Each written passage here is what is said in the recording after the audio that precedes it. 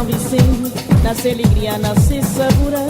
Nunca pude fazer ideia, se na carnaval era amassado. Já me poesia São Vicente, nasce alegria, nasce sabura.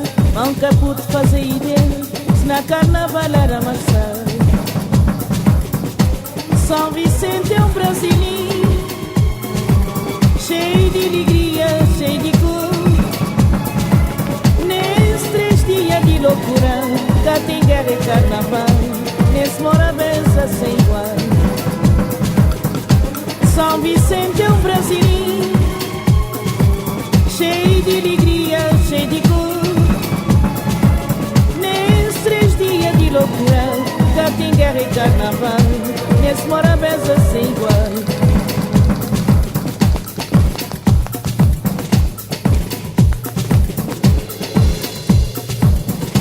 Não tem festinha mais sossegado, que a voicita vou poder entrar. Coque bapa cata faltar, hoje é dia de carnaval. Não tem festinha mais sossegado, que a voicita vou poder entrar. Coque bapa cata faltar, hoje é dia de carnaval. São Vicente é brasileiro, cheio de alegria, cheio de cor. Nesses 3 dias de loucura, já tem guerra e carnaval, nesse morabeza sem igual. São Vicente é Brasil, cheio de alegria, cheio de cor. Nesses 3 dias de loucura, já tem guerra e carnaval, nesse morabeza sem igual.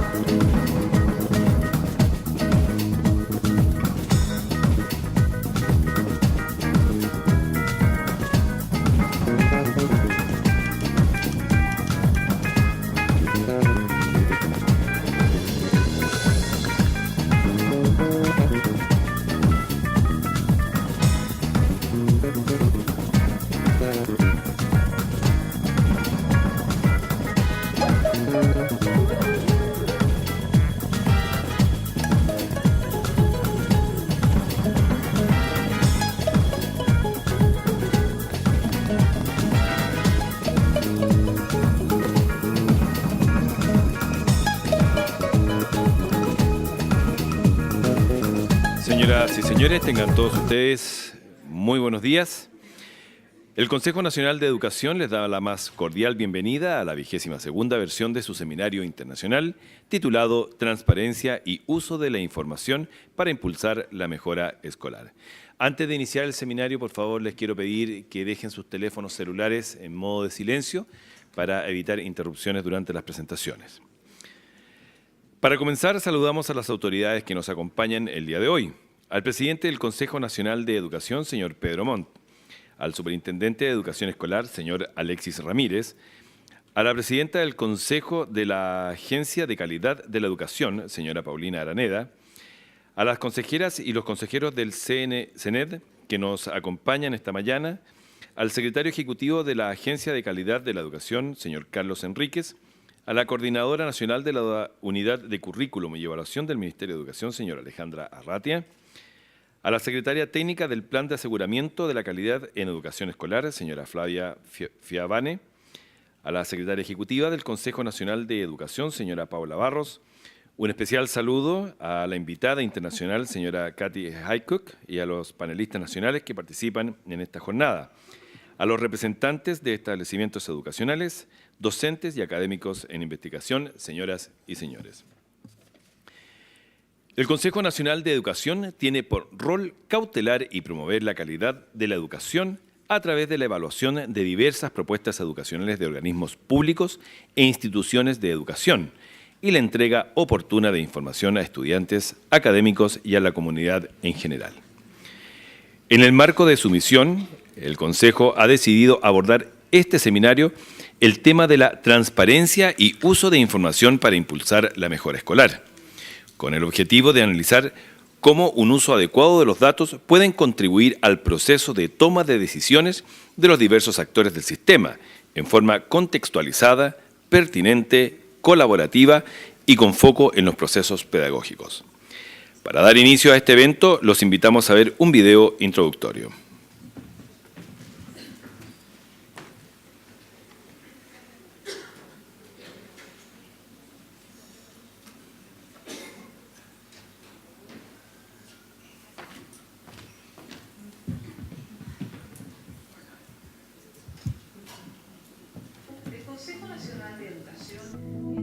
Comienza así el 22º Seminario Internacional Consejo Nacional de Educación, Transparencia y Uso de Información para impulsar la mejora escolar.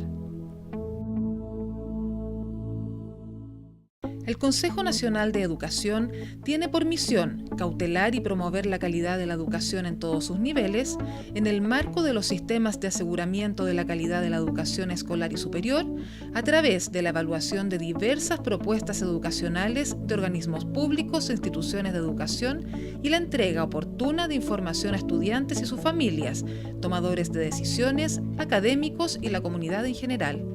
En coherencia con su misión, en esta versión de su Seminario Internacional, el Consejo ha decidido abordar la transparencia y uso de información para impulsar la mejora escolar, con el objetivo de analizar cómo un uso adecuado de los datos puede contribuir al proceso de toma de decisiones en forma contextualizada, pertinente, colaborativa y con foco en los procesos pedagógicos.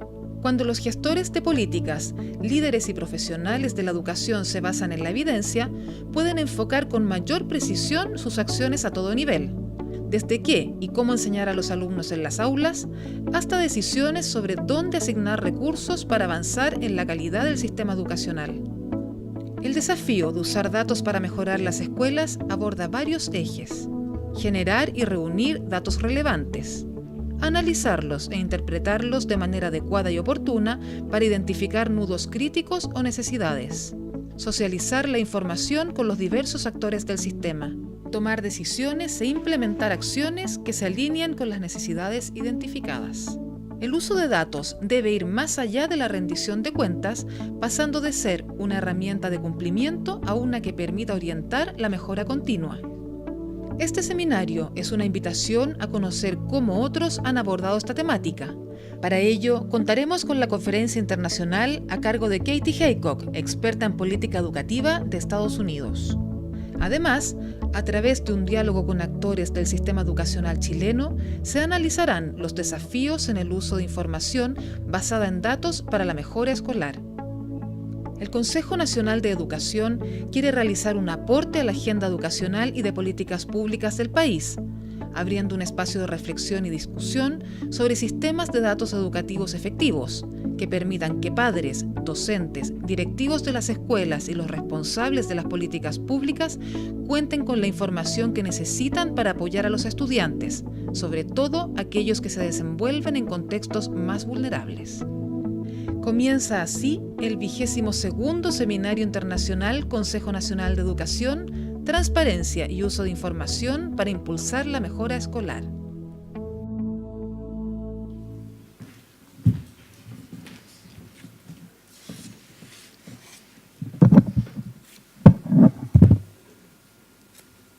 Demasiado tecnológico.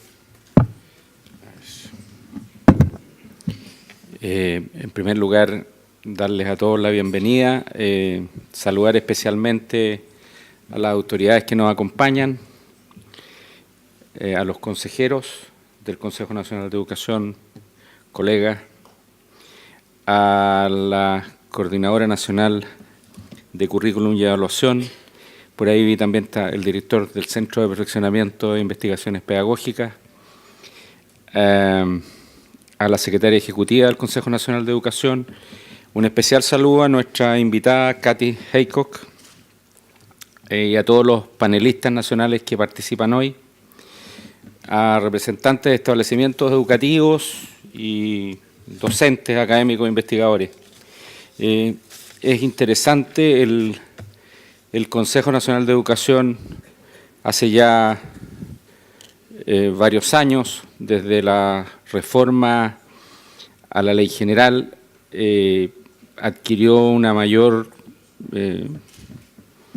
presencia en una serie de decisiones estratégicas en el ámbito escolar. Y entonces estos seminarios nos turnamos, porque así ha ocurrido en el pasado, el Consejo ha sido un énfasis en estos seminarios en educación superior. En esta ocasión nos hemos concentrado en educación escolar, y eso nos parece muy interesante. El Consejo tiene la particularidad de que aborda temáticas del conjunto del sistema. Es la única institución que lo hace junto con el Ministerio de Educación, en ámbitos específicos. Vivimos una época de cambios y desafíos en educación. En todos los seminarios que me ha tocado inaugurar como presidente del Consejo, con este son 3, he comenzado con palabras tales como contexto de cambios, reformas, desafíos, oportunidades de mejora. La repetición de este tipo de conceptos no se debe a la falta de creatividad o a una insistencia majadera. Es producto de que la educación, los últimos años, es y se ha mantenido entre los temas más debatidos a nivel nacional. Vivimos una época de profunda reforma en este campo. A modo de ejemplo, muy recientemente el Congreso aprobó una ley que reconfigura la administración de la educación pública hoy gestionada por los municipios. El nuevo Sistema Nacional de Educación Pública, que plantea una institucionalidad compuesta por el Ministerio de Educación, una Dirección de Educación Pública y servicios locales de educación, y define como ejes centrales a la calidad por sobre toda otra consideración y también a la participación y transparencia en la educación de nuestros hijos e hijas. Este nuevo sistema busca asumir el gran desafío de operacionalizar dichos ejes centrales. Por otra parte, específicamente, el Consejo ha debido asumir nuevas funciones producto de otros recientes cambios legales. Un ejemplo es aprobar los estándares disciplinarios y pedagógicos relevantes para la formación inicial de los profesores y aprobar los estándares de desempeño para el desarrollo de estos profesionales en servicio. Así, los actores del sistema nos vemos impelidos a establecer una buena coordinación que nos permita la construcción de una noción compartida de calidad, la que a la vez reconoce las múltiples dimensiones de este concepto. Eso lo hacemos buscando que el esfuerzo conjunto se convierta en una real contribución a la promoción de esa calidad. El Consejo ha planteado este seminario cuyo título es Transparencia y uso de la información para impulsar la mejora escolar, en razón de que busca se aborde el tema de los sistemas de información que acompañan a los sistemas educativos, sus agentes e instituciones, para desde esta particular mirada analizar cómo el proceso de toma de decisiones de los diferentes actores, en particular de los equipos docentes de la escuela, pone su foco en los procesos pedagógicos en forma contextualizada, pertinente, colaborativa, de modo de lograr un proceso educativo robusto y de calidad. A propósito de datos, algunas cifras de orden general que quisiera poner en su consideración.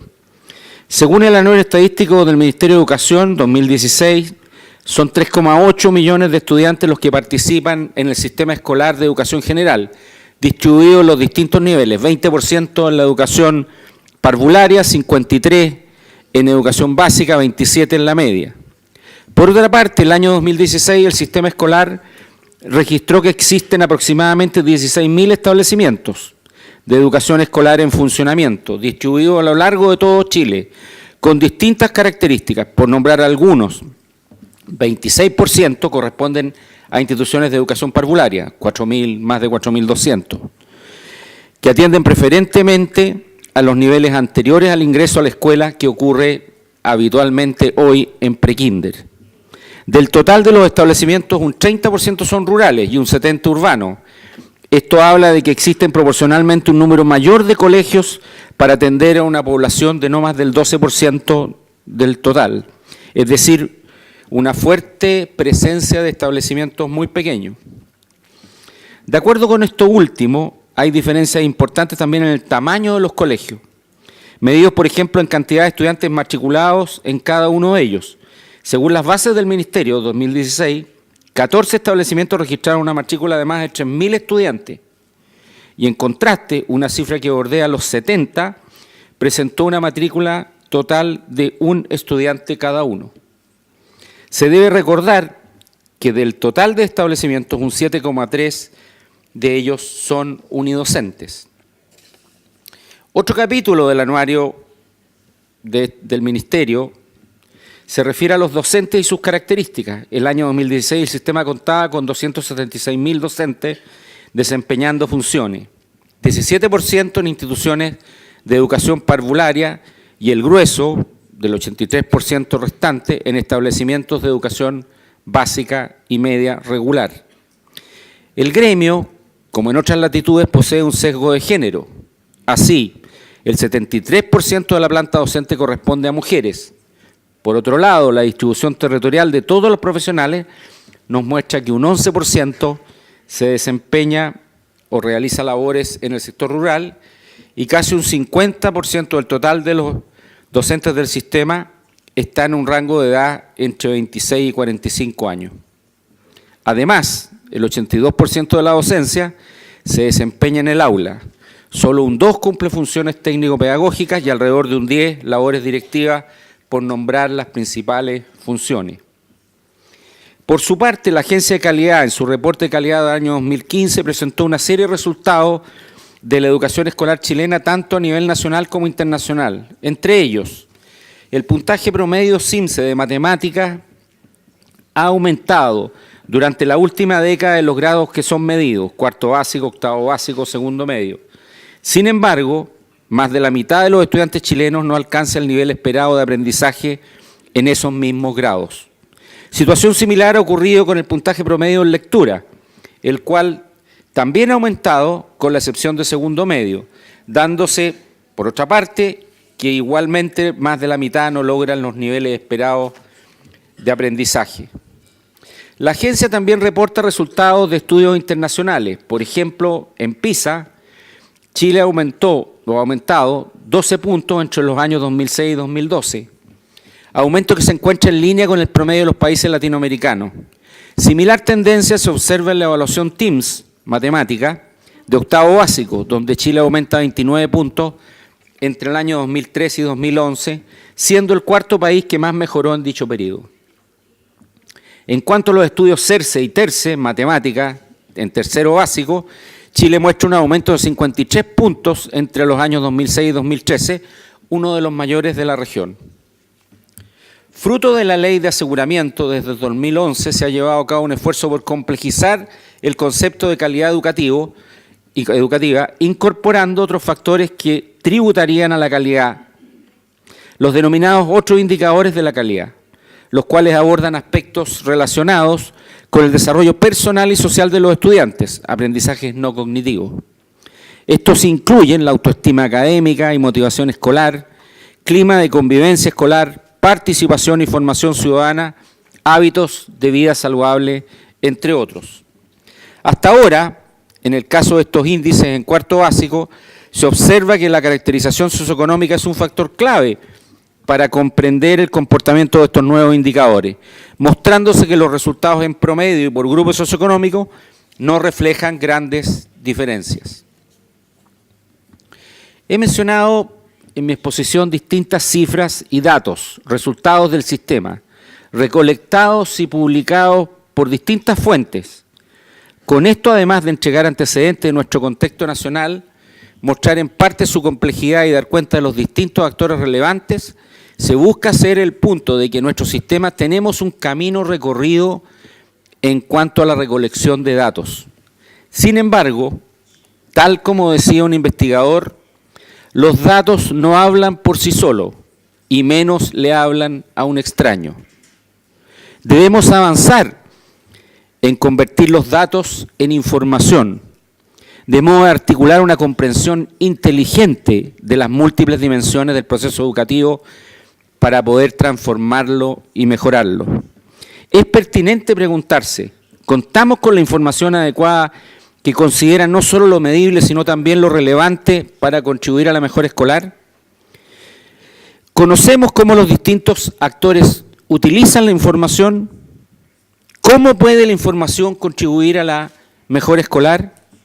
Buena información permite una toma de decisiones a los distintos actores relevantes que enfrentan múltiples decisiones educativas. Por ejemplo, la información que requiere la familia para la elección de la escuela puede ser distinta a la que requiere un profesor para realimentar su trabajo en el aula, que además puede ser diferente a la que necesita un directivo o un equipo docente de un establecimiento, y a su vez también puede ser distinta a la que requiere una administración intermedia de la educación, que administra una red de escuelas o para informar la toma de decisiones en las políticas públicas.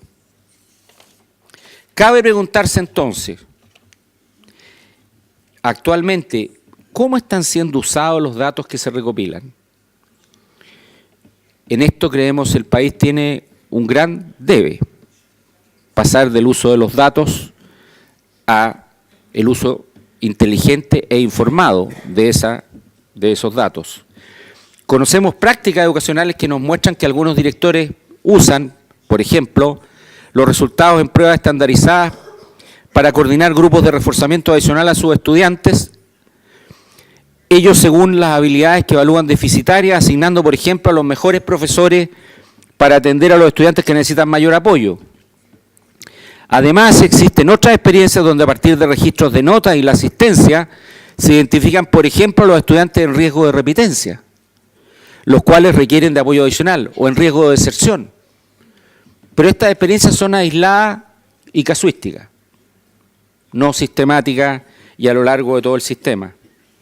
También los profesores pueden utilizar los datos disponibles para identificar las debilidades y fortalezas de sus estudiantes en términos de los aprendizajes que logran y construir así planes de acción pedagógica que se ajusten a las necesidades de esos estudiantes. Además, los establecimientos en base a los datos disponibles podrían elaborar planes de mejora con sus respectivas metas y así planes de acción más pertinentes a los requerimientos efectivos de los estudiantes a su cargo. Apoderados y estudiantes pueden, por ejemplo, revisar tendencias en las pruebas y en los otros indicadores y sobre aquello realizar requerimientos o apoyar el trabajo del respectivo colegio. ¿Son estas buenas prácticas en el uso de datos? Es una pregunta que nos tenemos que hacer. ¿Qué otras buenas prácticas podrían existir? ¿Cuáles son los datos y las prácticas que tienen efectos positivos en la mejora escolar? Sobre eso hay un mundo a explorar en nuestro país. Es un ámbito al cual tenemos que ponerle mucho énfasis porque es estratégico y no es visible hoy para muchos.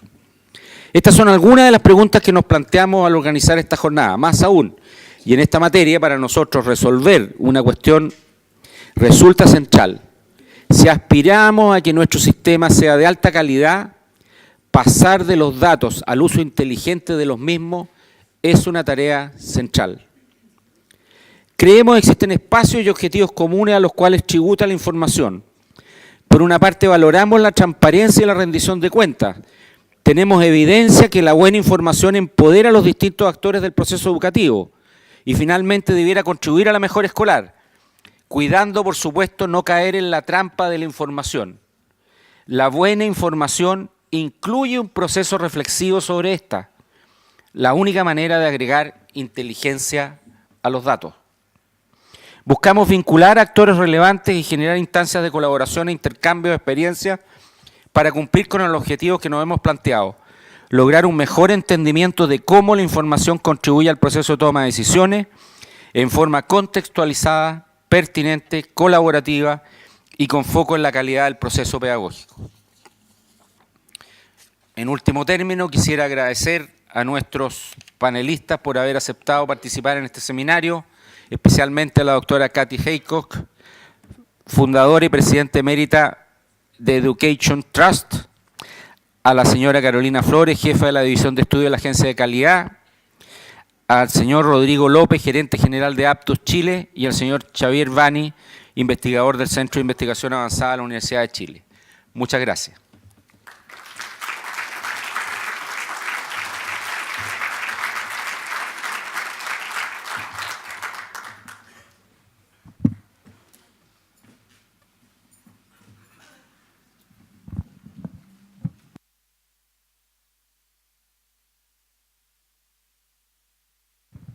Bien, agradecemos las palabras del presidente del Consejo Nacional de Educación, don Pedro Montt, y queremos invitar a continuación a la Coordinadora Nacional de la Unidad de Currículum y Evaluación del Ministerio de Educación, señora Alejandra Arratia.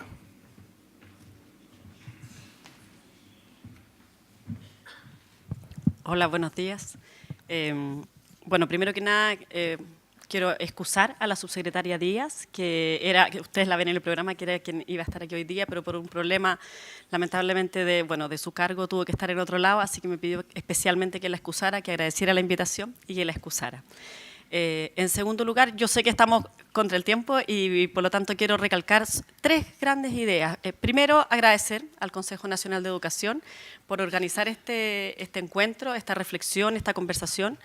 Pedro decía, y creo que es súper certero, que como país tenemos un camino recorrido. Efectivamente tenemos un camino y de hecho, bueno, puedo aprovechar de saludar, bueno, no dije saludos al principio, pero prueba de ese camino recorrido es que aquí en este salón tenemos las 4 instituciones que representan el Consejo, o sea, el Sistema de Aseguramiento de la Calidad.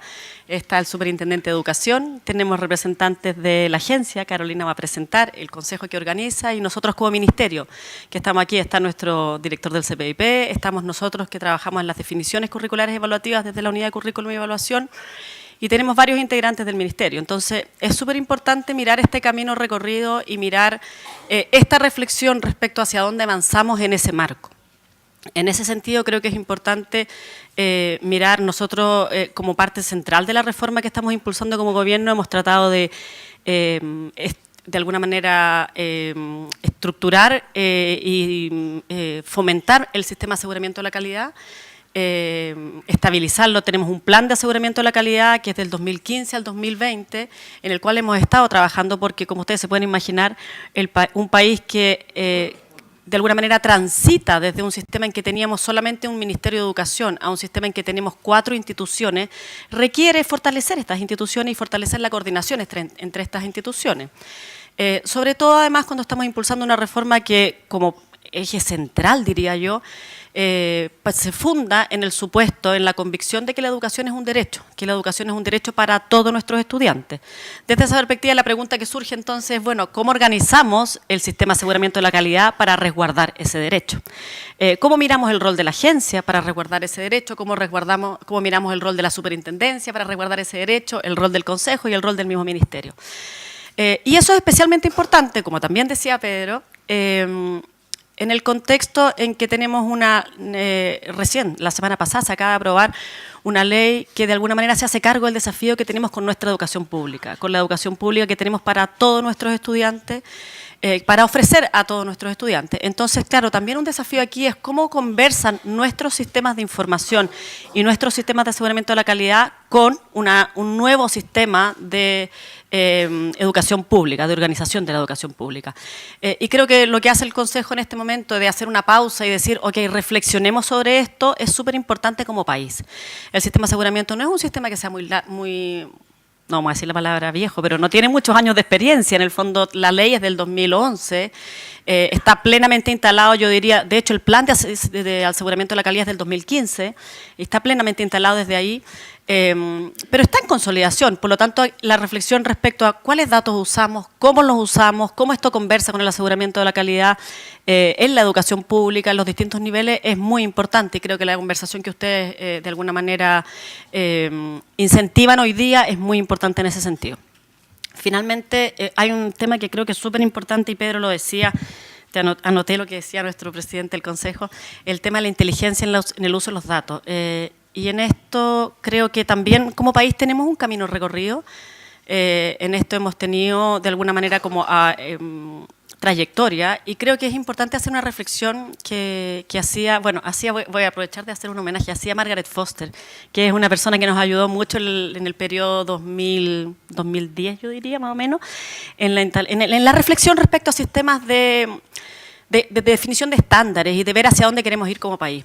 Y es una reflexión en la línea de que es muy importante que todos tengamos claro que los datos son un número, o incluso en sistemas más avanzados pueden no ser un número, pueden ser una descripción cualitativa. Pero los datos son una pieza de evidencia respecto a algo que al final del día no podemos ver.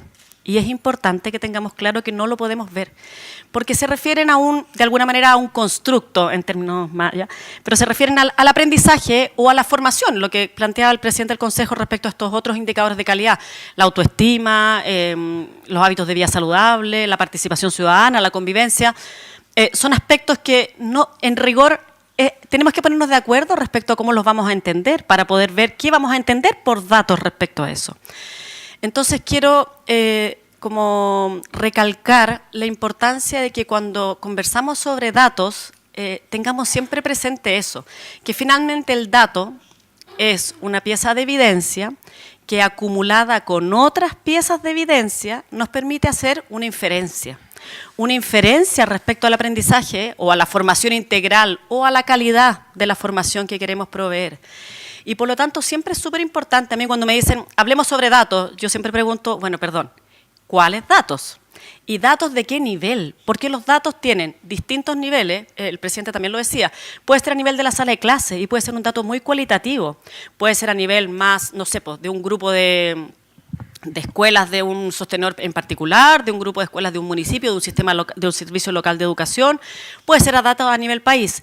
Son distintos niveles y las preguntas que uno le hace a los datos a distintos niveles son distintas preguntas. Y las inferencias que uno puede hacer respecto a esos datos también son distintas. Entonces creo que para nosotros como sistema de aseguramiento de la calidad es súper importante tener esa distinción, porque en el fondo si no tendemos a hacer conclusiones o inferencias, como nos decía Margaret, que son un poco como que confunden distintos planos y que desde esa perspectiva nos pueden ayudar a, como decía Pedro, a un uso que no necesariamente es el más inteligente que podemos hacer de los datos. Yo recuerdo que Margaret usaba la analogía de las fotos que uno puede tomar respecto a algo. Y si uno, tomando además la analogía de las flores del desierto, que tenemos un precioso desierto florido, Kati, aquí en Chile este año, uno puede tomar una foto panorámica de todas las flores y eso permite tomar ciertas inferencias respecto a las flores en global. O uno puede tomar una foto con un zoom específico, sí, súper chiquitito, a una flor. Y las conclusiones que se pueden sacar son distintas. Entonces, nada, solamente creo que esa reflexión respecto a los distintos niveles de los datos y respecto a los distintos propósitos y por lo tanto las distintas inferencias que podemos hacer es muy importante tenerla cuando nosotros estamos reflexionando respecto a cómo usamos los datos. Para nosotros como Ministerio es fundamental que el sistema de aseguramiento de la calidad tienda a generar y a generar una reflexión que nos permita, en el fondo, el uso de esta información de un modo inteligente. Porque al final del día también es importante recordar y hacer explícito que al final del día, también lo decía el presidente, es que al final del día lo que los datos nos ayudan es a la inferencia que nos permite tomar decisiones. Y esa es la toma de decisiones que finalmente posibilita la mejora.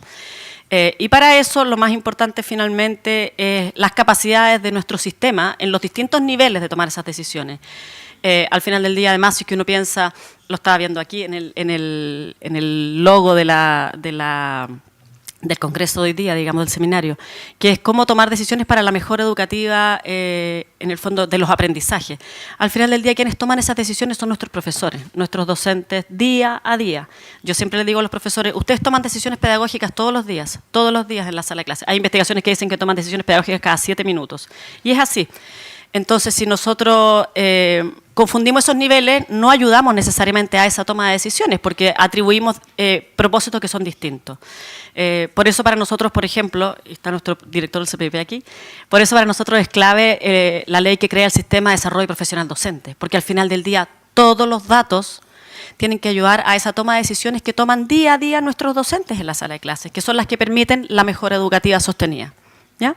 Esas es como las reflexiones que yo quisiera como ministerio impulsar o como dejar como la reflexión. Lamentablemente además me tengo que excusar porque tengo que estar a las 10 en otro panel, lamentablemente estaba agendado con anterioridad, no me puedo quedar, se queda el equipo, pero desearles la mejor suerte del mundo, agradecerle, quiero cerrar agradeciendo a Kati por estar acá, sé que es su primera vez en Chile. Sé que además vamos a desearle toda la suerte porque va a las Torres del Paine la próxima semana, así que vamos además a desearle suerte en esto, pero agradecerle por estar aquí, por acompañarnos en este proceso, nos puede ayudar, iluminar con experiencia de otros países que ciertamente van más, de alguna manera tienen más acumulado, entonces agradecerle su presencia y al Consejo la organización del Congreso. Muchas gracias.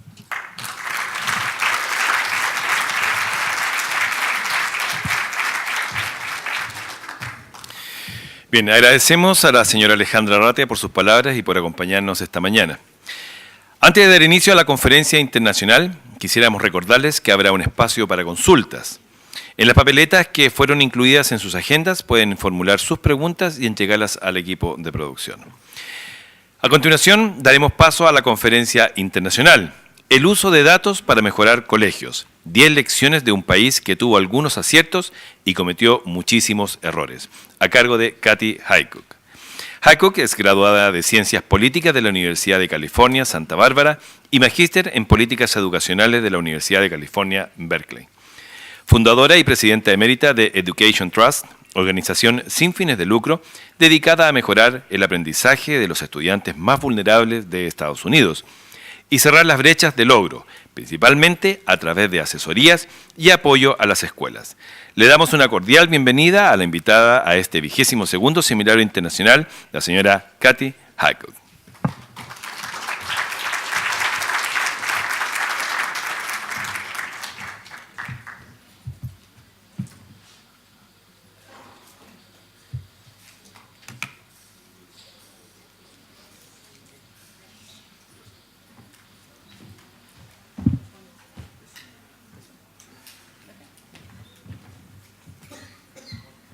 Hola, buenos días. Thank you so much for inviting me here, new friends at CNED, and new colleagues from around Chile. In the short time I've been here so far, it is very clear to me that our countries share much in the way of both strengths and problems in terms of education.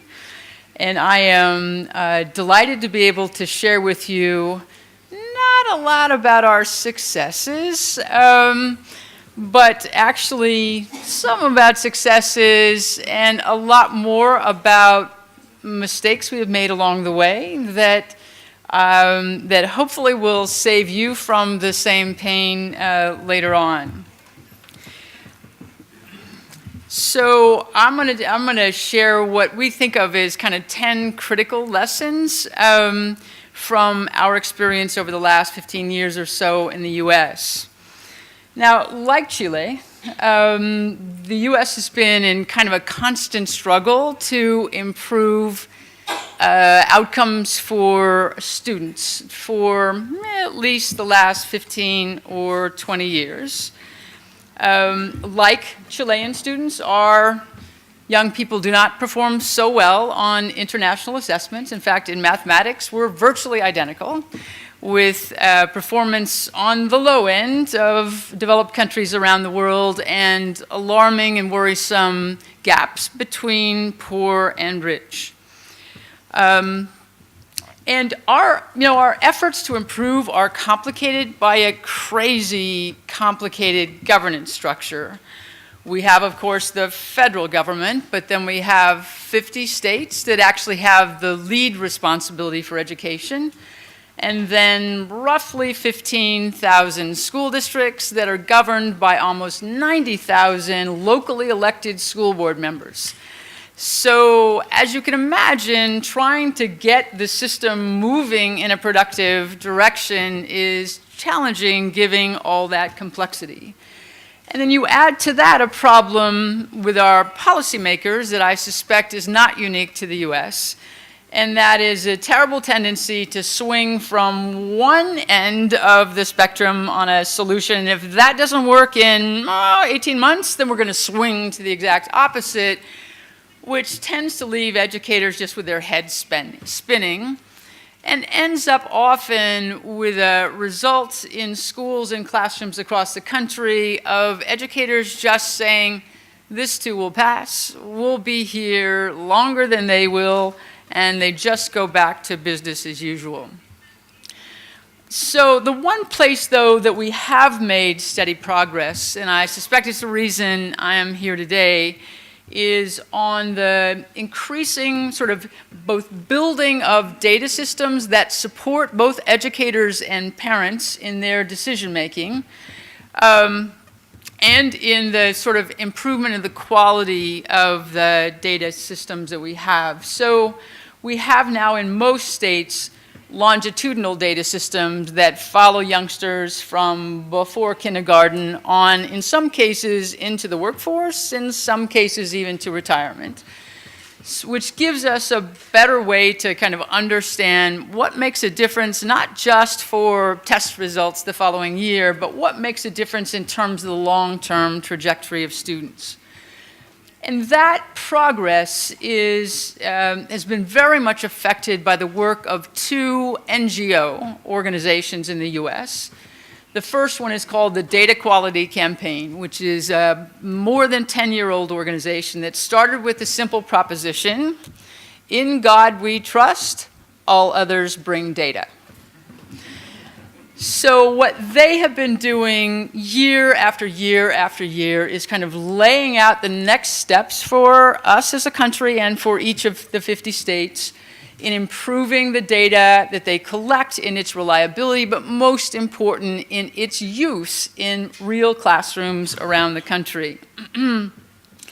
So the Data Quality Campaign sort of issues sort of public grades for states on how much progress, works with policymakers to improve the wisdom of their policy changes, and has otherwise just really done nothing but focus the country on the importance of data. And the second organization is the organization I headed for many years called the Education Trust. And our role was a little bit different. Our role is in making sure the data were important, not just to the students, they're always important to the students, but to the educators in their schools.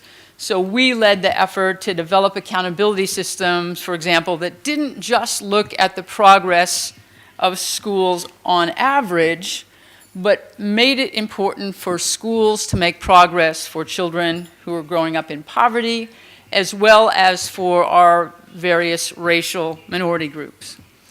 Now, why do we do all that? As all of you know, in really good schools, talented principals have always used data as an important piece of their improvement efforts. And as an organization, we've spent a lot of time across the country understanding what it is that differentiates schools that really serve all kids well, not just affluent kids, but low-income kids, and get them to high levels of achievement. And a bunch of books have been written about those. But one of the things that we see across all of the unusually high-performing schools is a relentless use of data by principals and teachers. So in the elementary schools, for example, teachers will often be organized into data teams at the grade level or at the subject area, where they meet regularly, maybe an hour a week, to look at the data they have available, not just quantitative data, but qualitative data as well, to do their planning for instruction the following weeks. If you're talking about a high school, it looks a little different. It's a data team often that's looking at the indicators that predict which students are about to fall off the path to graduation. So where is attendance falling off, grades falling down, so the school can act immediately to prevent the student from staying off track. So in good schools, data has always been a central part of their quality efforts. But when we look at the country as a whole, for most teachers and principals, data feels very much like an unnatural act. And I can tell you that when I was in grad school in a school of education, all the teachers had to take a series of statistics course. Those were the courses that terrified them more than any other. So there's a kind of data is for other people, data is not for us, I'm not so good in math, but not, so there's a lot of fear among educators about data, not a lot of comfort knowing what to do with it. So we knew we had to attack that problem because we had to spur more improvement, and we knew we couldn't do that without broader use of data in support of improvement, because the fact of the matter, as a country, we were spending a lot more on education, but our results were not getting better. So I want to show you where we were around 1999 and 2000 when this new effort to use data and to make it matter actually began. So that's a look at our national assessment data in reading, 9-year-olds, 13-year-olds, 17-year-olds, up through the 99-2000 school year. And as you can see, that's not much to write home about. Our results were sadly flat at pretty much every grade level. And when you looked at mathematics, although there had been a little bit of improvement in the early years, at the end of high school, the results were essentially flat for more than 15 years. So there was reason to be concerned that we were just essentially stuck. And there were also essentially terrifyingly large achievement gaps separating poor children from non-poor children, and Black and Latino children, Native American children from others. So that's the way it looked in reading, and you see we'd been making progress in the 70s, early 80s. That flattened out during the 1990s, and the gaps were starting to widen again. This is the same in reading. Again, early progress, turnaround around 1990, gaps beginning to widen again. And here's a look at the same trajectory in math. So you can see why people were quite alarmed, and the context for this is very important. We are a majority-minority country. That is, Latino children, African American children, Asian American children, Native American children are now the majority of our young people. So you can't just say, well, gee, what can we do? Their future and the country's future depends on making progress for all groups of kids. And again, like you, when you looked at international results, there was not a lot to write home about. When you looked at the elementary grades, we did kind of okay. We were in a little bit on the high end in science, kind of in the middle in math. But by the time you looked at high school results, there we were at the bottom of the pack. And obviously, being good at the elementary level, not being good at the end of the line doesn't do much good for kids. Even in reading, an area where the US had had some strength in early assessments, we were kind of middle of the pack in reading. So we embarked on an effort, as I mentioned before, to build better data systems and also to make the data matter, make outcomes matter to more than the students themselves. Now, the truth of the matter is, at the beginning of all this, most of our policymakers thought this would be a very simple task. We just pick a couple of important indicators, we would make schools accountable for ever better performance on those indicators, and voila, all of our schools would magically start getting better. So we had this very simple notion of accountability. Put more pressure on the schools, to get better results, measure the progress, and voila, things would get better. Of course, it didn't turn out to be that simple. So this is where I want to share sort of what we've learned along the way. First, and probably one of the most important lessons, is don't get carried away. Focus data collection and reporting on the things that really matter in terms of long-term student success. It is very easy, especially when researchers are in the room. You just want to add another measure and another measure, forgetting that the burden of that on teachers, on school directors, and others can be overwhelming. So don't collect everything. Focus on collecting the things that really matter. This is a piece of work done by that data quality campaign that I mentioned before.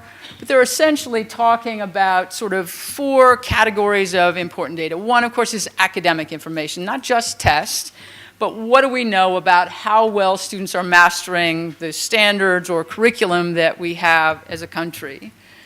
The second is sort of student actions. What are the actions that actually are important in getting to student achievement? And one of those, of course, is attendance. If you're not in school, the likelihood that you will be learning is not strong.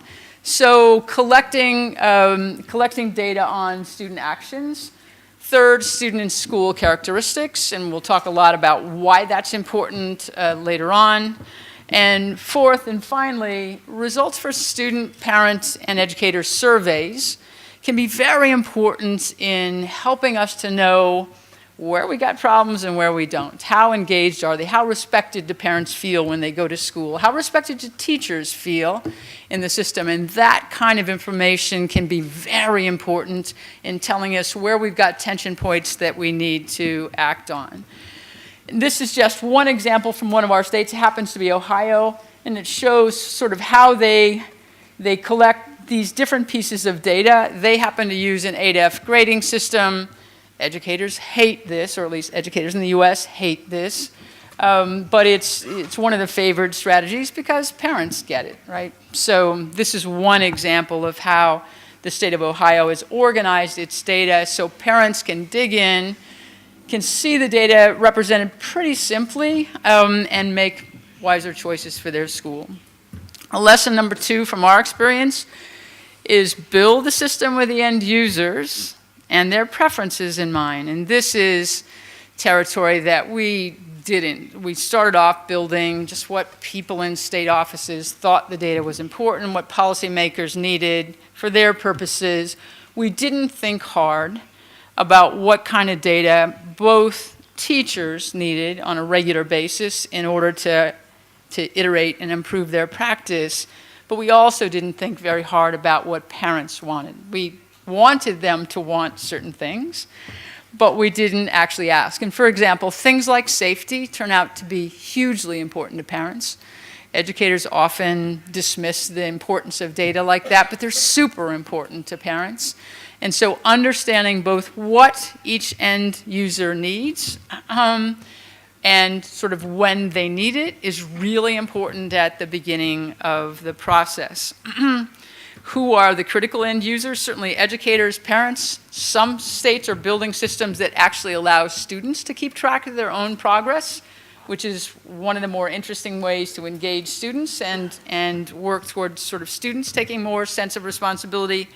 And then, of course, policymakers in the broader community.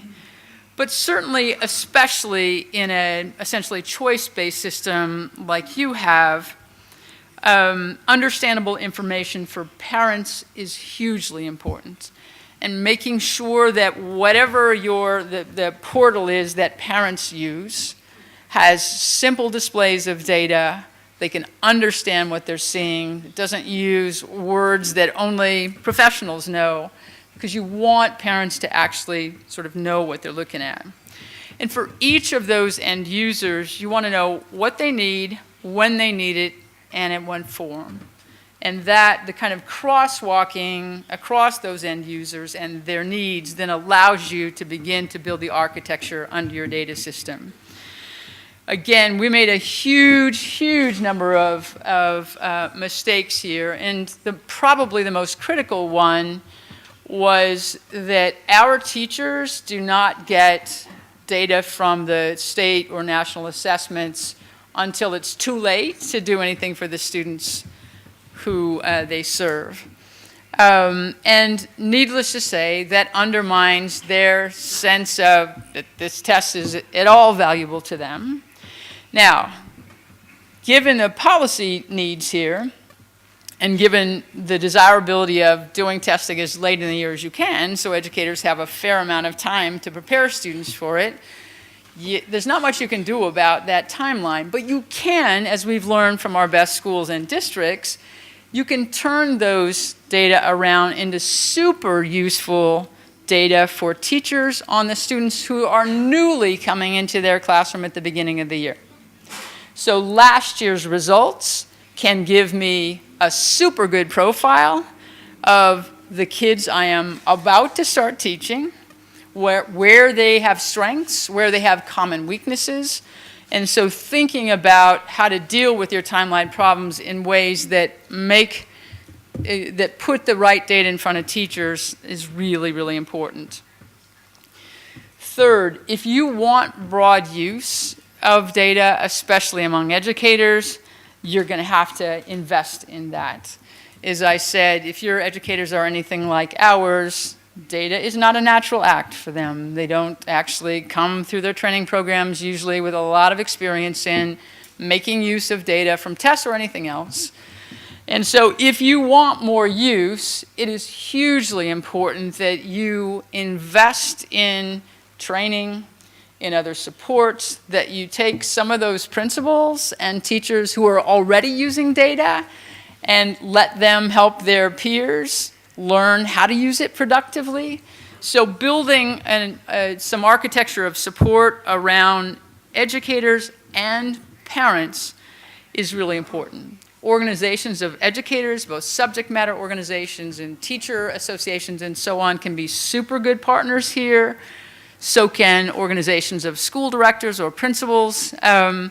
But making sure that no matter what meeting they go to, there is something there to help them get ever better at the use of data is a really important strategy. Same with parents. At least in our country, and I think it is true here, there are lots of local civic organizations and sometimes local civic officials who could be partners with us, who have ready access to parents, and who could convene parents, help them understand how to make sense of the data that are available to them, and how to make wiser choices on where they enroll their kids. So again, if you want broader use, you have to invest in it. Fourth, how you analyze and display the data is super critical. Simplicity is important, but oversimplifying is a problem too. So take test results for one example. Almost all countries display test results kind of the same way. So they're looking largely at how many students pass the test or were proficient on the test, whatever the language is, and that is all you see. But you and I both know that kids enter school at very different levels of achievement, and those who are poor often enter on the lower end. So just knowing how many arrive at the proficient or meeting standards level at the end doesn't necessarily tell you a lot about what happened in that school. In some schools, and I suspect that is true here in Chile as it is in the US, kids actually enter school already meeting all the standards. In our wealthiest schools, teachers essentially don't have to do anything and their kids will do fine on the test. That is not true in schools serving poor children. So what are some other ways that you can display the data? One is just simple improvement. Is the school getting better?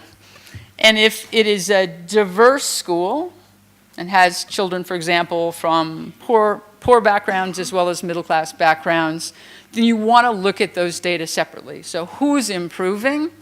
And what does that look like? Is this school kind of on a trajectory country to get most of its kids to standard soon. And then the third, and maybe in the end, most important way to look at the data is literally just growth.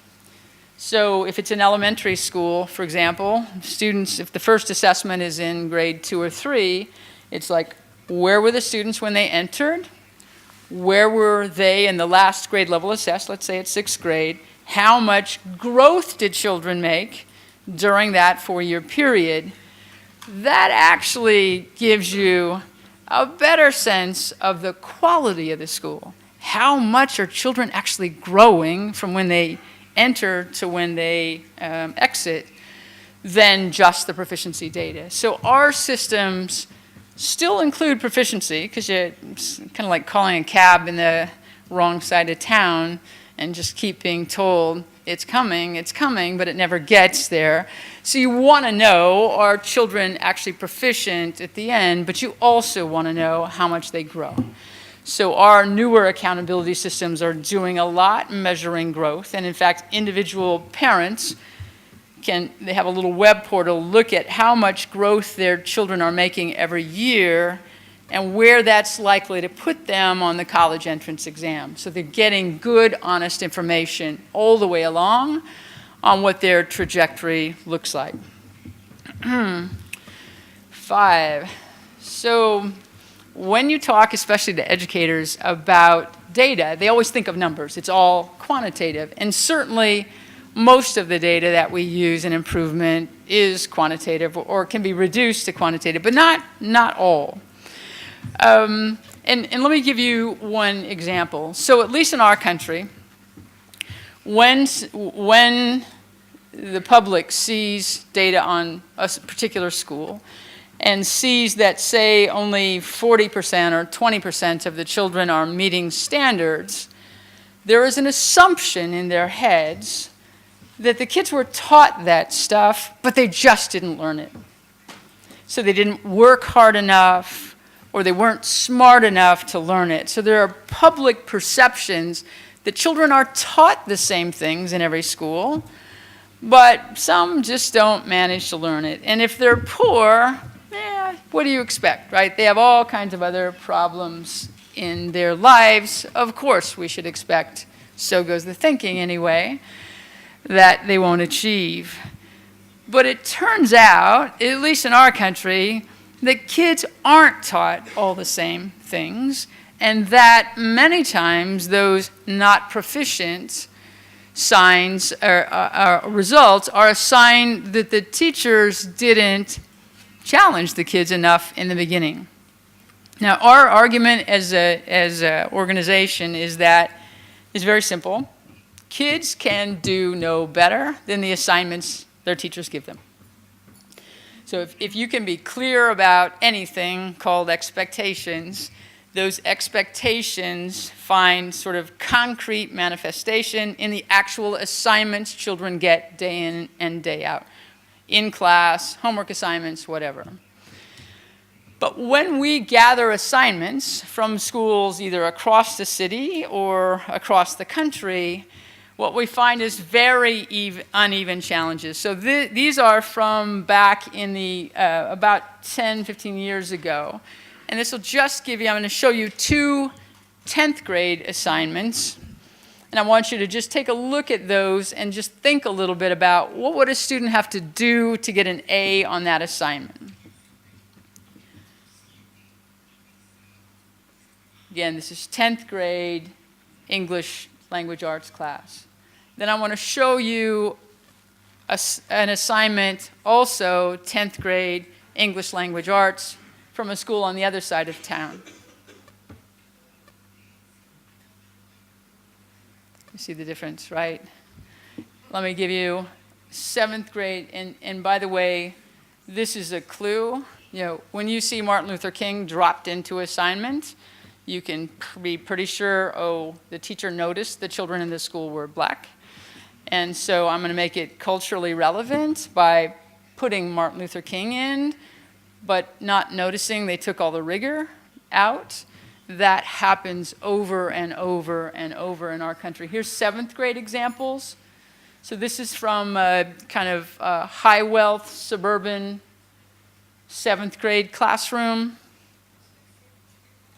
Again, you see sort of what the expectation is of a writing assignment in the 7th grade. And here's what passes for a writing assignment in our high poverty schools. Not writing, is it? But the teachers say this is a writing assignment. So this, as I mentioned, was 15 years ago. We have new academic standards called the Common Core. And so our question 2 years ago was, okay, have these new, more rigorous common standards changed all that? So here's what we did. We gathered 1,600 assignments from classrooms with 6th, 7th, and 8th graders.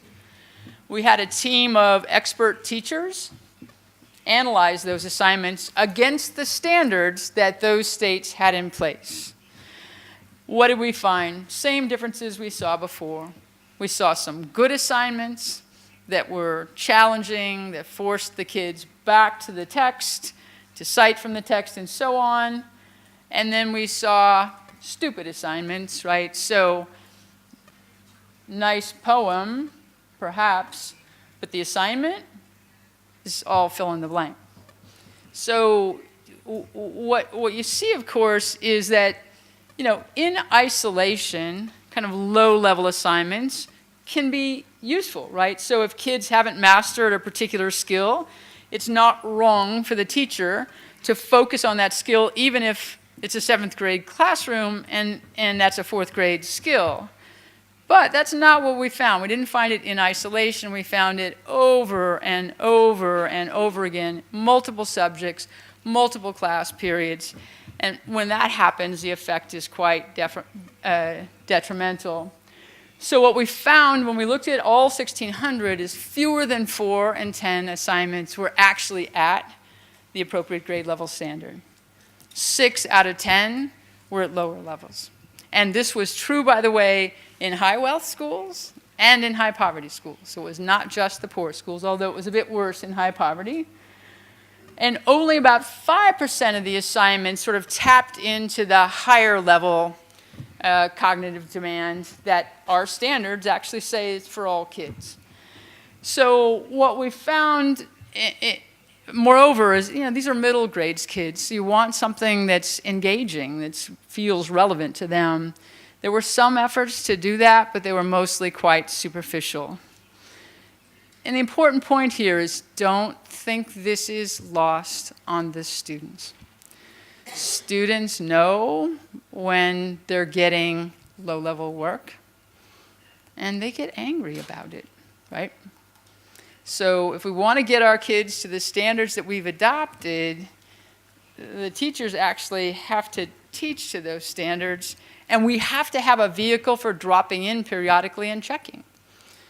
So teams of teachers can agree on a common rubric for grading assignments and periodically check in. Are higher and higher fractions of the assignments we're giving our children actually on the grade level standards as opposed to someplace down below?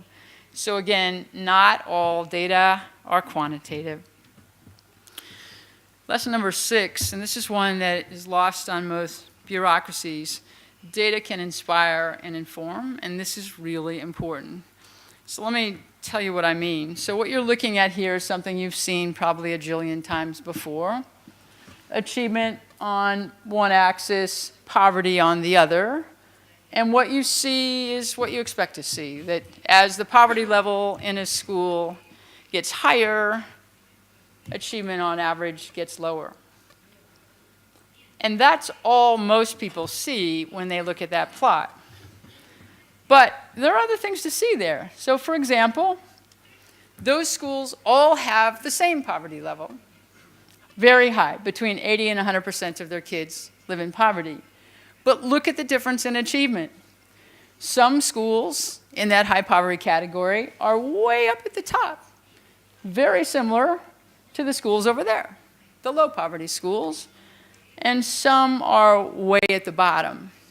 But those schools at the top give us a way to inspire, right? To deal with this age-old problem of teachers and school directors who just kind of don't believe that the poor kids actually can learn. But as you can see there, they actually can. But unless you get underneath the data, unless you tease out those schools that can help you to communicate around this issue, and most important, unless we start systematically learning from those schools, then how the heck are we going to teach other people to do the same things? So it really is important that we use the data to inspire. You know, we have a very serious problem in our country with educators and, frankly, a public who really don't believe that poor kids or black children or Latino children or Native American children can achieve at the same levels as white children. That's just built in the DNA of both our workforce and far too many of our public. Data is not the only way to undo those age-old beliefs, but it's a very important part of how to do that. So how are we going to knock that out of people's heads, convince them that these kids actually can, and what role can data play in our efforts to do that? Data can inspire. Data can also shock both educators and policymakers into action. And as a kind of data storyteller, which is what my organization does, trying to figure out what's the right balance of shocking people with the severity of the problem and inspiring them that that problem can be solved is a very tricky question. But I just want to give you sort of one example. When we look at the data on 17-year-olds and 13-year-olds, what we find are black and Latino 17-year-olds, so end of high school, are achieving in both math and reading the same as white 13-year-olds. Teachers know we have an achievement gap. They've seen percentiles and stuff before. What they haven't seen is something displayed that graphically, that just grabs them in the guts to say, whoa, we gotta, this is not okay. It's not okay morally, but it's also not okay economically for our democracy. And data like this can shock people into action. Again, so long as it's paired with some, I'm going to make you look at this 400 times it appears. So, no, we moved it. So 7, and related to this, is averages hide way too much. So it is very typical for most schools to be rated or graded on the average performance in their student population. And I think you do this a little differently. You have a weighting system that tries to adjust for some of this, but the tendency in most countries is to want to hide that, and it's certainly true in the USA. So these are 2 schools that happen to be in Florida. Both have overall proficiency rates that are the same. 71% in the school on the left, 73% in the school on the right. But in the school on the left, there's a pretty small achievement gap between low-income kids and non-low-income kids and white kids and kids of color, somewhere between 10, 15 points. The school on the right, again, same overall proficiency level, but a huge gap, 40 points separating Latino proficiency rates from white proficiency rates, and 60 percentage points separating black students in that school from white students. So again, this is why it's really important to disaggregate the data in whatever ways are important to you, and to make sure those differences are visible enough for schools to actually have to do something about them. It's important to disaggregate data in other ways as well. So most school systems, for example, report average daily attendance for every school. At the elementary level, at least in the US, that tells you nothing, because all schools are within 1% or 2% of each other. The secondary school, it tells you a little bit, but not very much, and it doesn't give you actionable data. If instead you identify individual students who are chronically absent, that is, miss 10% of the days of the school year or more, you can intervene with them, with their parents, with community organizations that can help get that student back on track. So the overall average attendance data tell you nothing. Chronic absentee data tell you a lot. So we are shifting our accountability systems away from average daily attendance, focus hard on chronic absenteeism, so our educators actually have something concrete to work on to get those numbers up. And that's just another kind of disaggregation. Number 8, somebody needs to take on the task of telling the stories the data tells. One of the things that I realize as I sort of move around the country is it's not that people are hiding their data, but a typical, say, district superintendent will have a beginning of the year report to the community, and every slide has like 400 cells on it, and it'll say, like, as you can see, our attendance is improving, but you really can't see it. You can't make sense of it, and that's especially true if it's an undereducated parent audience, but it's true with educators as well. So somebody has to have the role of teasing out the storyline. So how do you talk about the data? So, okay, so your state, or the country as a whole, improved by 3 percentage points in 2 years. What does that actually mean? What kind of trajectory are you on then to get all kids? How many schools underneath that average, how many schools actually improved? How many improved a lot? How many went backwards? So teasing out those storylines is how you make data actionable. People need to know sort of, not the raw numbers always, they need to know what the sort of overarching stories are there. So, and you can tell, by the way, stories about both schools and students. So figuring out how to, how to have a set of people who are out day in, day out, celebrating stuff that needs to be celebrating. And God knows one of the big mistakes we make in schools and districts is forgetting to stop and celebrate. If a school really knocks it out of the park in terms of improvement, even if they're not yet to a high level of achievement, you have to celebrate that, because this is about reinforcing the effort that educators are making, and without reinforcing it, they'll just go back to what they did before. So figuring out who's going to take that function on is important. Lesson number 9, and I know from yesterday you all have this problem too. There's always somebody who figures out how to manipulate or corrupt any data that you collect. Our biggest problem was with assessment. Very quickly, as we put accountability on test results, schools figured out if they just kind of managed to have the low-achieving kids maybe not come to school that day, or maybe down in the gymnasium or something, that their results would look better than if those kids were all tested. So we put into place a policy beginning in 2001 that remains to this day hugely important, and that is, for our accountability system, schools must assess 95% of their students, no less than 95%. And that means 95% of every group of children. So the poorest kids, 95% of them too.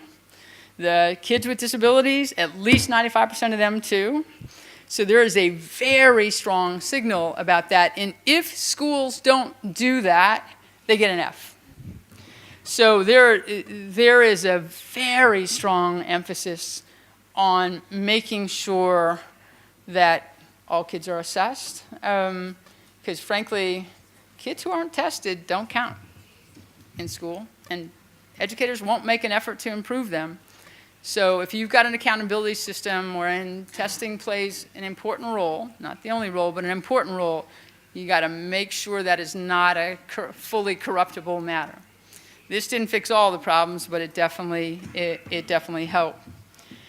So again, testing data are particularly vulnerable, but you want to be very careful of any sort of self-reported data. So we have high school principals reporting how many kids are college ready and have taken the courses necessary to be college ready in California, but nobody ever monitors the data. So you have to make sure that you inspect what you expect, and that's a critically important part of a sort of reliable data system. Finally, what we've learned after years of folks arguing otherwise is that simple reporting of data just isn't enough. You can have very robust data systems that tell lots of stories of individual groups of kids and how they're doing and so on. But unless you make those matter for school ratings, for school improvement and so on, they won't. So our approach, before 2001 was just leave it to the states. Let them set improvement goals. What happened? Most states set weak goals, didn't have any real consequences if schools didn't meet them. Data were supposed to be disaggregated by different economic and racial groups, but most of them didn't really do that. So Congress came back in 2001 and said that's not okay. Gaps are widening between different groups of kids, so clearly this isn't mattering enough to you. And so they passed a new law that basically had the national government setting improvement goals and the consequences for not meeting them. The goals were very aggressive, and the consequences were too. And the goals were set at the group level. So you had to make targets for every group of children, for poor kids, for non-poor kids, for students with disabilities and not, for black children, Latino children, not just white children. In effect, schools were rated by the performance of their lowest performing group. You could do no better than your most vulnerable group of kids. Now, you can imagine that got the attention of educators, and it has drawn a lot of criticism over time, but I will just let you be the judge. So I showed you the results to 1999. I'm showing you now the results since that time. Look at what happened. Improvements for all kids, especially fast improvements for those vulnerable groups of kids that were behind. That's reading, that's math. Improvements up through 90, flat performance, widening gap during the 90s. What do you see after that time? Big improvements, faster for Latino and African American kids than for white kids. That's the final one. This is math at the 8th grade level. Again, improvements for all after flat widening gaps, narrowing gaps. So you be the judge of whether making schools accountable matters. You have to be careful how you do it. We weren't as careful as we should. But in the end, what you signal in your accountability system captures attention, captures energy, and focuses efforts. So without further ado, I think I will end there, and then we can do Q&A later on. Okay?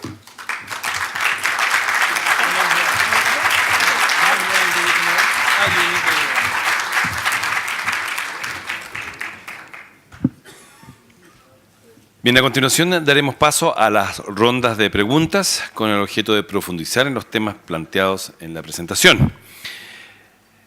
Invitamos a subir al escenario a la señora Lorena Méquez, consejera del Consejo Nacional de Educación, quien moderará esta sesión.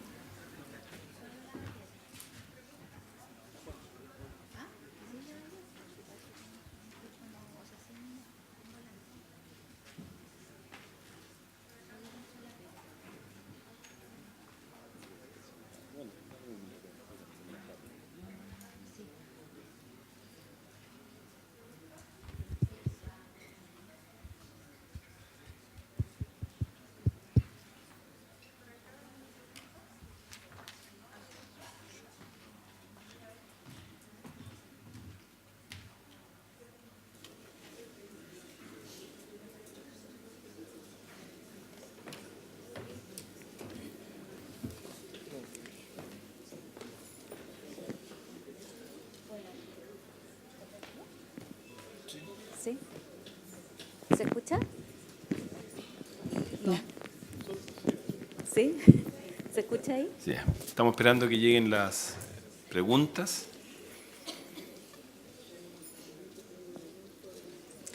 Bueno, por mientras llegan las preguntas, Ahí están.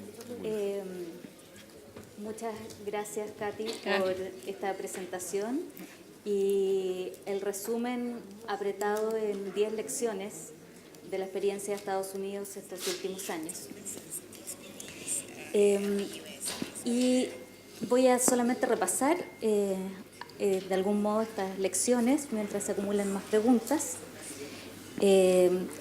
Kati comenzó su presentación haciendo un énfasis en el estado en que se encontraba Estados Unidos a fines de los 90. ¿Más fuerte? Sí. Voy a subir así mejor. ¿Ya? Ok. Micrófono tradicional finalmente. Bueno, Kati comenzó su presentación haciendo una síntesis del estado de los resultados de aprendizaje y de las brechas e inequidad en esos resultados a fines de los 90 y nos compartió 10 lecciones de uso de información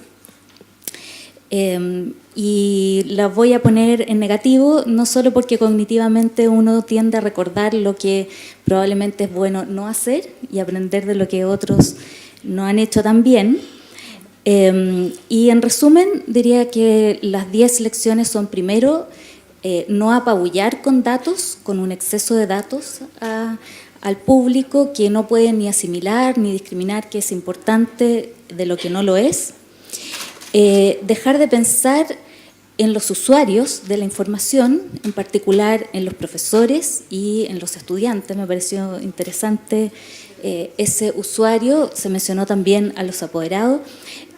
Yo comentaría que probablemente no solo el timing de entrega de resultados es importante, ya que los docentes generalmente reciben la información una vez que el grupo de alumnos ya los abandonó, como se dijo, sino que también cuán específica es esa información y cuánto le podemos pedir a una prueba aplicada nacionalmente y con características de prueba estandarizada, que no le da información día a día, ¿no? Tercera lección, no invertir suficientemente en formar para el uso de los datos. Cuarta lección, simplificar excesivamente la información y a veces reportar solo resultados desnudos sin prestar atención al mejoramiento y crecimiento no solo de la escuela, sino que de los estudiantes y grupos de estudiantes. Quinta lección, para mí, muchas gracias. ¿Sí? ¿Se escucha? Ok. Quinta lección, y me permito comentar que para mí la más interesante, no prestar suficiente atención a lo clave que es la enseñanza, las tareas que se dan a los estudiantes cotidianamente y las expectativas que están implícitas en esas tareas. Es decir, en qué medida lo que los estudiantes tienen que resolver día a día en los trabajos que probablemente además llevan nota, conllevan distinto nivel de desafío y distintas expectativas y les comunican en el fondo que son más o menos capaces. Y por lo tanto la importancia de la evaluación que hacen los profesores, no solo la gran evaluación como la que hace el CIMSE, sino que la que hacen los profesores. Sexta lección, dejar de usar el ejemplo de escuelas que sí lo logran para inspirar a otras. Creo que hay algo de eso que hoy día está haciendo la agencia, visitar escuelas que sí impactan en los resultados para poder inspirar a otras. Séptima, confiar excesivamente en los promedios y no desagregar al interior de las escuelas. Por ejemplo, hoy día se desagrega en Chile los resultados entre hombres y mujeres y eso se está entregando como información, pero podría probablemente hacerse un uso interesante de esa información, como establecer metas internamente, reducir la brecha entre hombres y mujeres, y probablemente crecientemente en Chile no tenemos mucha diferencia socioeconómica al interior de los establecimientos, pero sí progresivamente puede ser interesante reportar qué brecha se está alcanzando entre inmigrantes y nativos y chilenos. Octava, prestar poca atención a la lectura de los datos y a la celebración, es decir, a contar la historia que está implícita en los datos. Noveno, bloquear las trampas, la importancia de bloquear las trampas. En Chile tenemos un tema ahí, porque por ley de transparencia es necesario comunicar los resultados aun cuando no sean representativos de la escuela y aun cuando haya pocos niños que hayan rendido las pruebas. Entonces hay un problema ahí.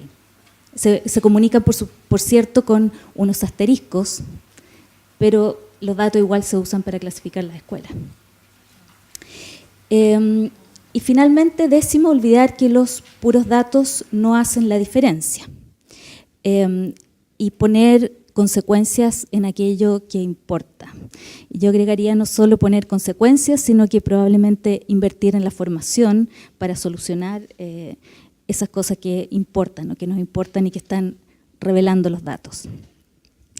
Bueno, a ver. Vamos. Hay una pregunta aquí sobre transparencia de información, y la pregunta es, ¿transparencia de información hasta qué punto? ¿No hay un riesgo de que sea mal utilizada?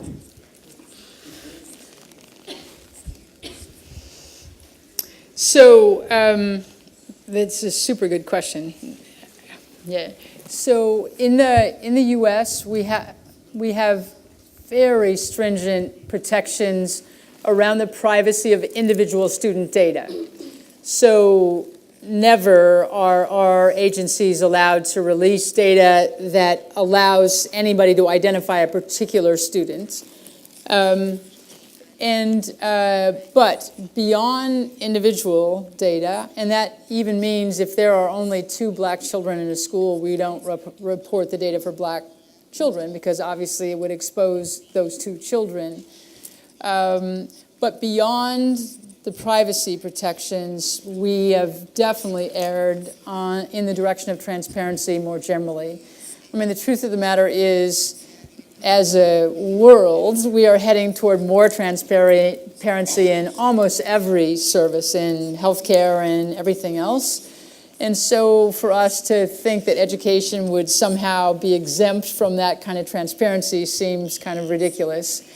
But more to the point, our general belief is that when data that reveal a problem are hidden away, they will not be acted on. And there's been a change in maybe it's best for me to summarize it this way. So in the early days of testing in the U.S., our civil rights NGOs, NAACP, the LULAC, other organizations that worked on behalf of racial groups, fought against the testing, fought against misuse of the testing, and worried a lot that reporting the data by race would reinforce stereotypes about who can learn and who can't. What they have learned over time is that is exactly the opposite, that when those data are not revealed to the public, the problems will not get acted on. So in the last Congress, when people were fighting about which data would be transparent and which wouldn't, the civil rights organizations that used to fight against transparency were the ones that fought to have every child assessed and all the data reported publicly by race and by socioeconomic class. And they all said the same thing: kids who are not tested, whose results are not visible, don't count.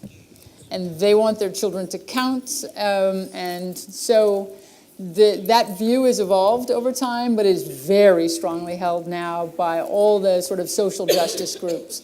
Data must be transparent for all to see, otherwise we'll just hide the problems away and never act on them. Muchas gracias. Hay varias preguntas sobre la formación de directivos y de docentes. Una es, bueno, se mencionó que los directores parecen ser un factor clave en el uso de la información para poder mejorar. Yeah. Y la pregunta es, Yes. ¿cómo se los ha formado en Estados Unidos para que efectivamente no solo sean capaces de interpretar la información, sino que se transformen en líderes pedagógicos de sus docentes y los puedan formar o asesorar, digamos? Yeah. Yes. Yes. Entonces, ¿qué se ha hecho al respecto? Yes, not nearly enough. There's been a lot of advocacy aimed at trying to get improvements in the training programs. Our training programs, like I think most of yours, are university-based. Our general view is if you think it's hard to improve elementary and secondary schools, try higher ed. Not easy. So there have been efforts to try to get things like assessment literacy, formative assessment, all the kinds of skills that teachers need to make use of data, to use assignments to generate data for them, and so on. There's a little bit more today than there was maybe 15 years ago, but I don't think anybody in the country feels like principals and teachers arrive knowing how to do this, which then leaves it as an in-service training responsibility. Some districts do a terrific job of this. They take their best principals and teachers. They share systematically what they're doing. They create dashboards that make it easy to turn the data around for teachers. I mentioned before, they're turning data from last year's tests into data for teachers on their incoming students. So there's a lot of work in some places, much less in others. But again, all across our fastest improving schools, while they do lots of things differently, they all do a lot with data. That's the one sort of consistent finding across all the fast improvers. Perfecto. Y ahora, respecto a los profesores, ¿qué cambios se han hecho en la formación de ellos, no solo para leer los datos, sino que para cambiar la enseñanza? ¿Y qué cambios se han hecho en la formación inicial de docentes?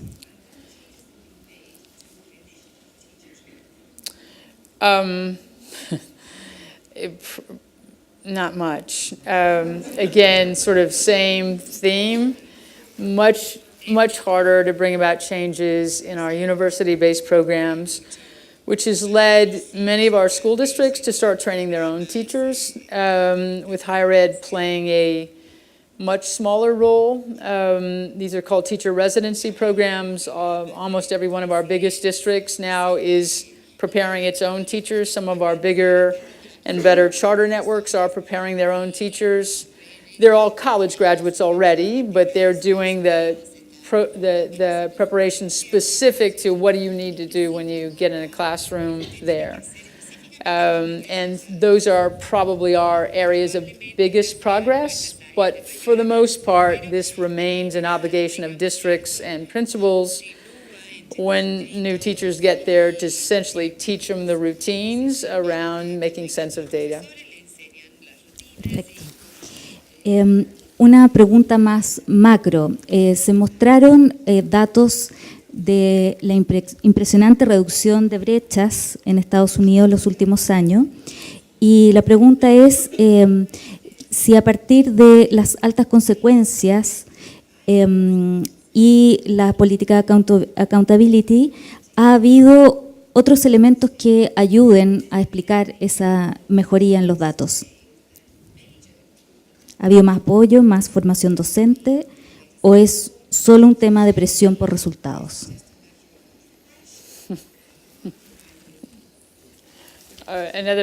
You guys are asking such good questions. And if you had 10 American experts in the room, they would all give you different answers to that question. The sad news, and I should start here, is that regime of accountability ended last year. The pressure led to opposition.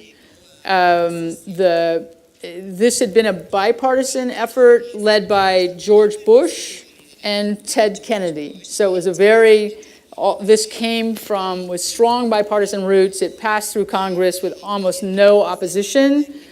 But the opposition grew over time, but it grew especially when President Obama decided that teachers themselves had to be evaluated individually based on the test growth of their children, from end of the previous year to end of the year the teachers had them.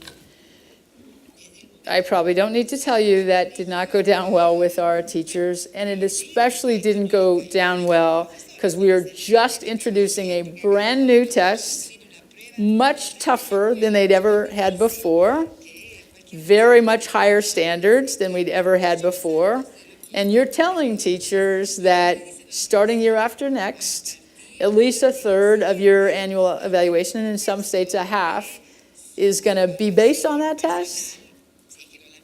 Needless to say, that did not go down well. So the opposition from teachers grew to opposition from parents, to opposition to testing, and so we now have none of it anymore. And I can pretty well assure you that the gaps are going to start getting wider again. And so our policymakers, 6 or 7 years from now, will swing back to the other side. But the question for all of us is, what do you do in the meantime, especially when you have a president like our president right now, which will go without further comment right now because I'll just get depressed.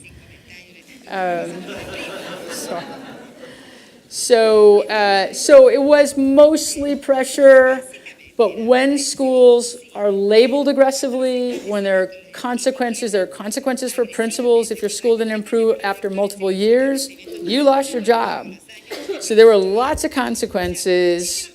They didn't differentiate, unfortunately, between schools that missed by a little for one group of kids and schools that missed by a lot. So there were lots of flaws in the approach. But where schools were under pressure, they managed to get more support. So, and Congress appropriated a couple of $1 billion to help with that. But if you say, was it mostly stick or mostly sort of carrot and support, it was mostly stick. It needed to have more carrot and support. And next time we have a chance to do something, we'll try that. I think the Brits, Michael Barber, who kind of led the British improvement effort for a while, talks about high challenge, high support as both a concept for schools and the educators in them, but also as a concept for students. And I think that makes sense, that you don't want to skimp on the pressure because that's a hugely important part of getting people's attention. But if you do that without a lot of support, you inevitably will plateau. Hay dos preguntas sobre el tipo de información a los apoderados. Uno dice, en Chile existe la posibilidad de que los padres definen a qué colegio van sus hijos. En este sentido, la información entregada a los padres es crucial. No hemos sido muy exitosos en entregar a los padres información clara acerca del desempeño de las escuelas. ¿Quién nos puede recomendar al respecto? Y después hay otra que dice, hace algunos años el Ministerio publicó un mapa representando el semáforo de resultados del CIMSE, en que cada escuela se pintaba de rojo, amarillo y verde según sus puntajes brutos, sin considerar su, comillas, intake. ¿Le parece esta una adecuada práctica de transparencia para la elección de los padres de escuelas y para una elección sabia, como se dijo?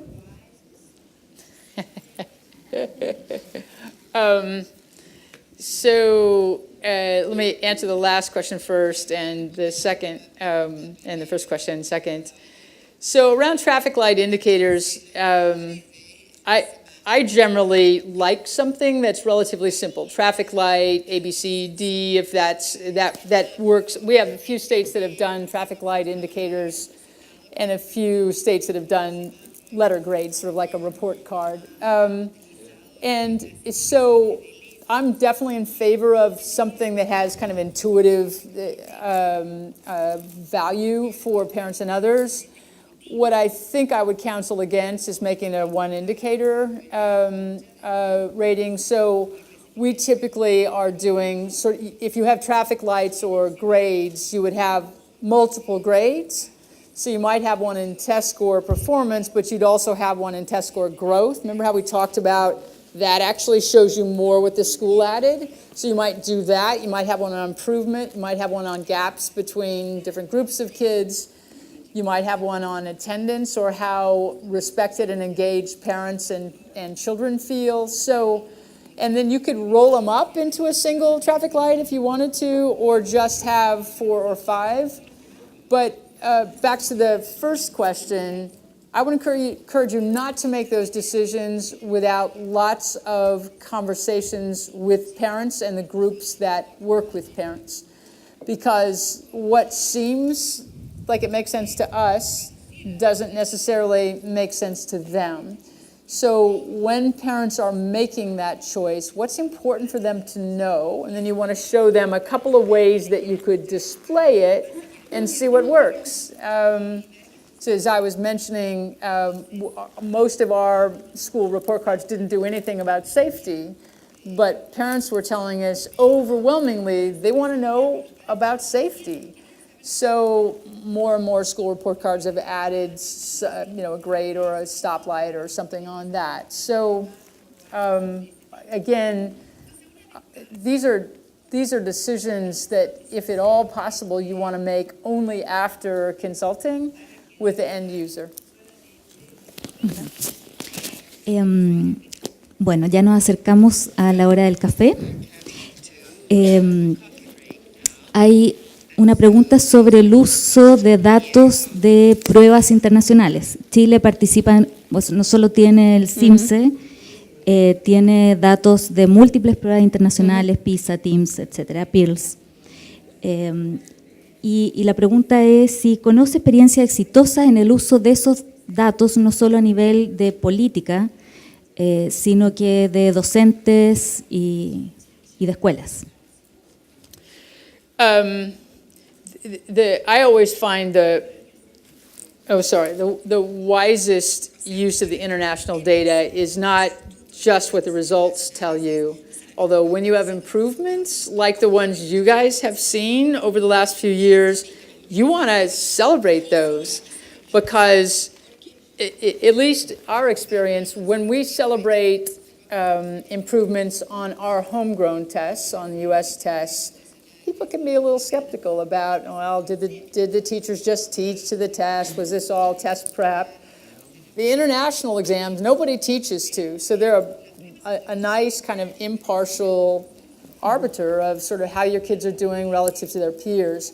So it's a good attention getter when you have a combination, as you do, of performance that needs to improve, but also some really nice improvements. I would certainly encourage you to talk about both pieces of that. But the most useful data is the actual data that comes from the practices of the fast improving countries. So when we go to the reports, yes, we go to look at where the US is, but we go immediately to learn which are the countries that have made the fastest improvements, which are the ones where socioeconomic status is beginning to predict less of student outcomes, and what can we learn from OECD's various reports. And Tim's has really nice ones too, videos and so on, of the practices in those countries. They won't all work in our country, but some of them surely would. So that's how we think about it. Muchas gracias. Y las dos últimas preguntas. Una es sobre cuáles debiesen ser las condiciones mínimas para que un establecimiento en contexto de marginación social pueda hacerse responsable del mejoramiento escolar. Y la última pregunta no tiene nada que ver con el mundo escolar y es un guiño a nuestro público más habitual, que es de educación superior, y es qué experiencias hay de uso de información para el mejoramiento en educación superior, a pesar de que no ha sido el tema de esta mañana. Sure.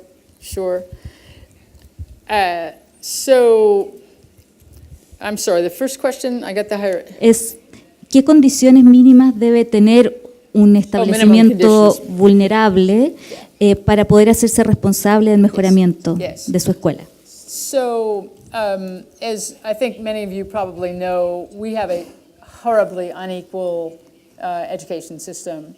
And it's unequal not just in quality generally, but unequal in funding. So our schools with concentrations of poor children or of Black and Hispanic children get significantly less money on average than those who get, those who serve affluent children. So the system, not in every state, but in many states, is kind of rigged against, because the funding for schools comes still much from property taxes, which in property wealth, of course, is very different.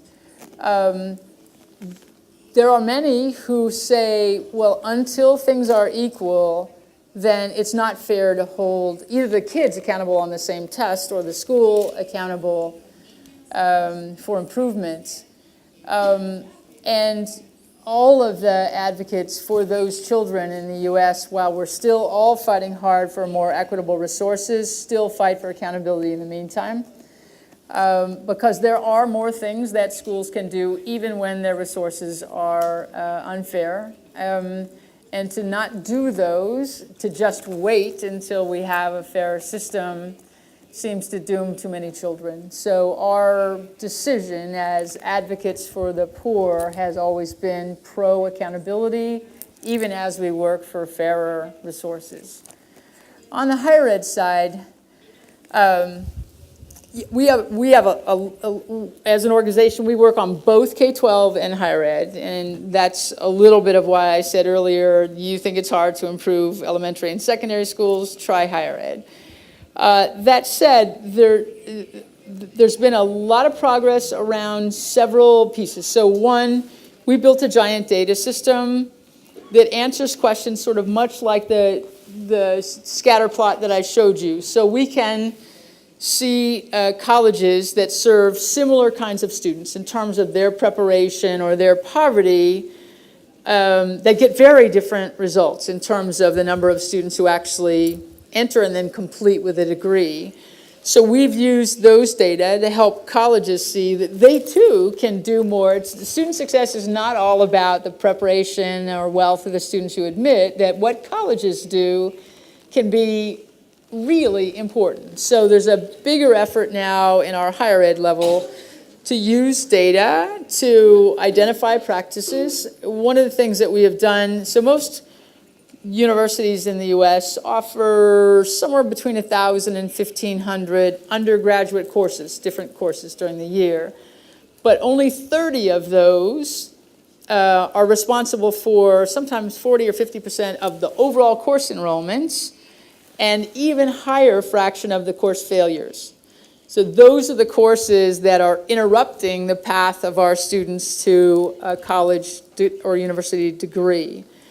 So there's a big effort in the U.S. to go after those 25 or 30 courses. They might be different on every campus, although there's some similarities, but to really get the faculty members who teach those courses to essentially reorganize those with a clearer focus on student success. And that effort is spawning big improvements in graduation rates sort of across the country. Bueno, muchísimas gracias, Kati, por la presentación y por la respuesta a las preguntas, y al público por excelente nivel de preguntas, diría yo. Intenté agruparlas y buscar la más representativa de un grupo de ellas. Y ahora los invitamos a un café, aunque le estoy quitando el rol a nuestro... No hay problema, sí. Así es. Bueno, agradecemos a la experta en políticas educativas, Kati Haycock, y a la consejera Lorena Meques. Les vamos a pedir que sean lo más puntuales posibles. Tenemos 30 minutos. Los invitamos a volver a las 11:35 y a invitarlos ahora al coffee break afuera. Thank you so much, Kati, for your presentation.